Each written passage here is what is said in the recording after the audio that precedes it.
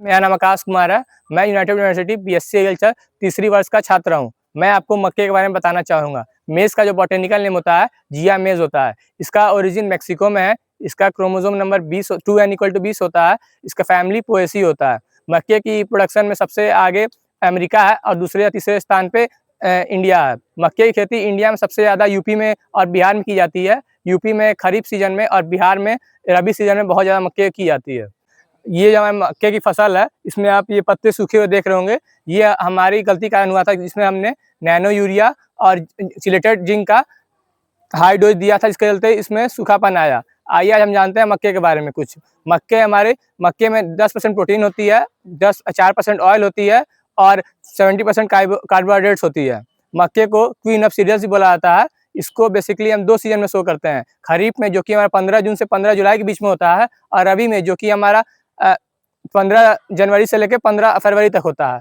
मक्के की खेती के लिए सबसे पहले हमको अपनी सॉइल जो होती है, मतलब पूरी डीप टिलेज 1 से 2 प्लाउ करना चाहिए, जिसके थ्रू हम जितने भी पुराने वीड्स हो, पुराने क्रॉप रेसिडुअल हो, इसको हटा सकें। मक्के में अधिकतर हम जो सोइंग करते हैं, वो लाइन सोइंग करते हैं। इससे हमारे फ़ायदा ये होता है कि जो हमें प्लांट टू प्लांट का जो डिस्टेंस होता है, उसमें गैप मिलता है, इसके थ्रू हमारा प्लांट अच्छे से ग्रो कर पाता है। इसमें स्पेसिंग करने से एक और फ़ायदा होता है, इसमें हम शॉर्ट ड्यूरेशन क्रॉप जैसे हो गया आपका धनिया हो गया, मेथी हो गया, पालक हो गया, ये सभी ले सकते हैं, जिससे आप एक अच्छा प्रॉफिट कमा सकते हैं।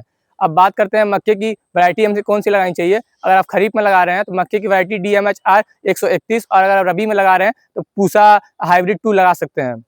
और चलिए बात करते हैं मक्के के बारे में कि मक्के में कौन-कौन सी बीमारियाँ आती हैं। मक्के में ज़्यादातर बीमारी, सबसे बड़ी बीमारी है फॉल आर्मी वर्म, जो कि हमारे मक्कों में लगा भी हो, आप देख सकते हैं। इसका उपाय है कि लैम्डा क्लोरोथिन का हम स्प्रे बना के स्प्रे करते हैं अपने पूरे फील्ड में। अगर सीवियर अटैक है आपका, तो आप हफ्ते में 2 बार कर सकते हैं। अगर नॉर्मल अटैक है तो आप वीक में 1 बार। ये जो पेस्ट होता है, बहुत ज़्यादा कीड़ा जो होता है, बहुत ज़्यादा आपके फसल को नुकसान करता है। जैसे कि ये आपके जो प्लांट होते हैं, उसके सूट को डैमेज कर देता है। जो तने जो होते हैं, इसको खा जाता है पूरा। इसके चलते प्लांट पूरा टूट जाता है। और इसमें एक और ये मतलब हानि करता है, जो मक्के की या भुट्टे की जो कॉब होते हैं, मतलब जो भुट्टा होता है, उसके अंदर ये जाता है और उसको भी डैमेज करता है। इसकी तरह आपका यील्ड या फिर आपका क्वालिटी भुट्टा का खराब हो जाता है। और जो बीमारी मक्के में लगते हैं, जैसे कि मेज फ्रूट फ्लाई, फीड, ये सब लगते हैं। इन सब से बचाव के लिए आप फील्ड में इमिडाक्लोपीड का इस्तेमाल या कार्बोसल्फान का यूज़ कर सकते हैं। ये जो आपका मेज फ्रूट फ्लाई है, इसका सिम्पटम ये होता है कि जब आपका मक्के जब एकदम यंग स्टेज पे होता है, जैसे कि आप देख सकते हैं इधर, ये यंग स्टेज पे मक्के में जो नई लीव्स आई होती हैं, वो सूख जाती हैं और ये ग्रो नहीं कर पाता है, मतलब प्लांट का ग्रोथ रुक जाता है। ये जो है आपका मेज फ्रूट फ्लाई का सिम्पटम्स है। एफिड तो आप ऐसे व्हाइट कलर के जो ऐसे कीड़े होंगे जो आपके खेत में उड़ते रहेंगे, आप वो उससे देख पता कर सकते हैं कि इसमें एफिड लगा है कि नहीं। अब बात करते हैं मक्के के बारे में कि मक्के में फ्लावरिंग कितने दिन पे आती है और इसमें कितने के बाद हम हार्वेस्टिंग कर सकते हैं। मक्के में बेसिकली जो ये आप देख सकते हैं, मेल पार्ट इसको टैसल बोलते हैं, और यहाँ पे फीमेल पार्ट जो सिल्किंग कहते हैं। जो टैसल होता है, ये 30 से 40 दिन के बीच में आ जाता है, और इसमें ये टैसल आने के बाद से ये सिल्किंग होना शुरू हो जाता है। और ये जो मक्के की हम भुट्टे की बात कर रहे हैं, इसको हम 90 से 110 दिन के बाद हार्वेस्ट कर सकते हैं। और इसमें जब सबसे ज़रूरी पानी की जो सिंचाई होती है, वो पहले हम सोइंग के बाद कुछ दिन बाद देते हैं। और जो सबसे इसमें क्रिटिकल स्टेज होता है, मतलब बहुत ज़रूरी स्टेज होता है, जब इसमें ये टैसल और सिल्किंग आती है, उस वक्त हमें ध्यान देना चाहिए कि मतलब हमारे फील्ड में नमी बनी रहे। अब बात करते हैं इसमें से कि आपका समस्या होगा कि वीड बहुत ज़्यादा उगते हैं खेत में, घास पतवार बहुत ज़्यादा होते हैं। इसके लिए तो हम बीज डालने के बाद से अनुकूलित होने से पहले हम एट्राजिन या सीमाजिन का स्प्रे कर सकते हैं अपने पूरे खेत में, ताकि वीड कम ग्रो हो, जिससे आपके प्लांट का ग्रोथ अच्छा हो, आपको लेबर कॉस्ट ये सब कम आए। और उसके बाद प्लांट उगने के बाद हम इसमें पेंडिमेथिलिन इसका स्प्रे कर सकते हैं, ताकि ये आपके जो उगने प्लांट में कंपटीशन हटे और इसमें अच्छा ग्रोथ हो। लास्ट में हम यही कहना चाहेंगे, मक्के की फसल बहुत ही फायदेमंद फसल होती है। इसको आप कॉर्न के रूप में, स्वीट कॉर्न के रूप में, इस सब के रूप में भी लगा सकते हैं, जिसकी अलग अलग वैरायटी आती है, जिसकी हाई डिमांड है। और जो कि शहरी क्षेत्र में है, वहाँ पे पॉड कॉर्न और स्वीट कॉर्न का बहुत ज़्यादा चर्चा है, वहाँ बहुत ज़्यादा डिमांड है। तो आप ये सारी वैरायटी लगा के आप अच्छी मुनाफा कमा सकते हैं।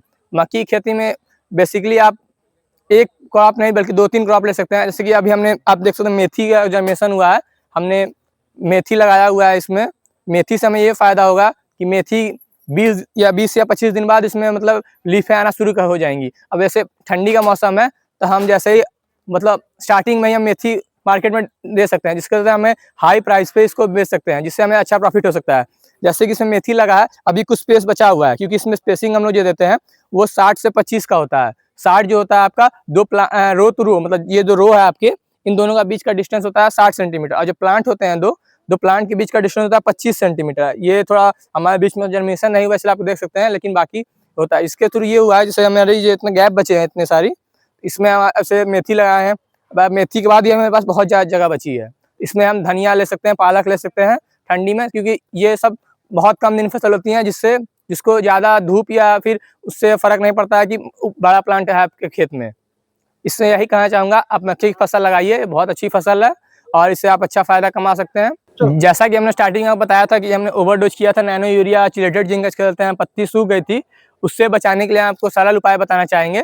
इसमें होता क्या है कि प्लांट बहुत ज़्यादा केमिकल डालने के चलते प्लांट के अंदर स्ट्रेस कंडीशन हो जाता है, जिसके चलते प्लांट ग्रो नहीं कर पाता। इसके स्ट्रेस कम करने के लिए हम कुछ नहीं, बस इरिगेशन करते हैं। इरिगेशन करने जितना भी केमिकल होता है वो मिट्टी के अंदर चला जाता है और प्लांट उसको ले नहीं पाता अच्छे तरीके से, जिसके चलते प्लांट का डैमेज कम हो जाता है।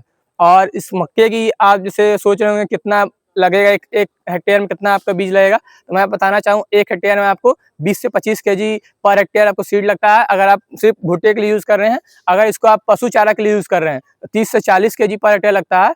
और ये जो अगर आपको बस भुट्टा चाहिए तो आप उसके लिए बता सकते हैं। बाकी ये प्लांट जो आपका है, ये प्लांट का फॉइलेज के रूप में यूज़ कर सकते हैं पशुओं को खिलाने के लिए।